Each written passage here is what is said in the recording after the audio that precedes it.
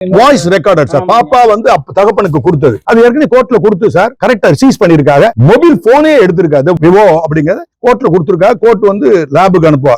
லேப்னா forensic laboratory. அதுல போட்டு அவங்க வந்து எதுவும் அதுல கரெக்டா இருக்கு மெட்லிங் ஒரு எடிட்டிங்ல இல்லங்கிறது ஒரு சர்டிபிகேட் கொடுப்பாங்க. அவங்கள வந்து 65B எல்லாம் சொல்லாது வேணும்பாங்க. சில பேர் வேணாம்னு சொல்லுவாங்க. அதெல்லாம் அவங்க டெக்னிக்கலா அவங்க எல்லாம் பண்ணுவாங்க. அதெல்லாம் advocate will closely follow. He's an young lawyer. You will definitely. I have belief in him. Sir தாமதம்னா நல்லா பார்க்கணும். தாமதம்னா ஒரு இலக்கு இருக்கும். அதுக்கு ஓடுறதுக்கு தாமதம்னா அந்த இலக்கே என்னன்னு தெரியாது. இப்பதானே ஆரம்பிச்சிருக்காங்க.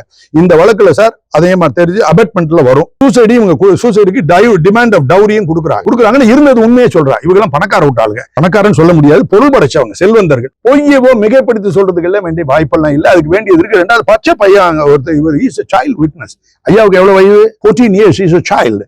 இவருடைய எவிடன்ஸை கண்டிப்பா கோர்ட்ல எல்லாத்துக்கும் சொல்லியிருக்கேன். அட்வொகேட் சொல்லி கொஞ்சம் அந்த டிஎஸ்பி மெயில் ஐடிக்கு நீங்க எழுதணும்னு சொல்லியிருக்கேன். மெயில் ஐடிக்கு ரிக்வெஸ்டிங்கா எழுதுங்க. அவரை உள்ளத்தை பாதிக்காத மாதிரி டோரை டாமினேட் பண்ணி மிரட்டிராம கொள்ளாம அந்த voice kindly have the child witness number 1, principal witness number 2, principal அவங்களோட wife and principal witness is brother. இவர்கிட்ட 2 மணி நேரம் அந்த பாப்பா பேசுறேன்.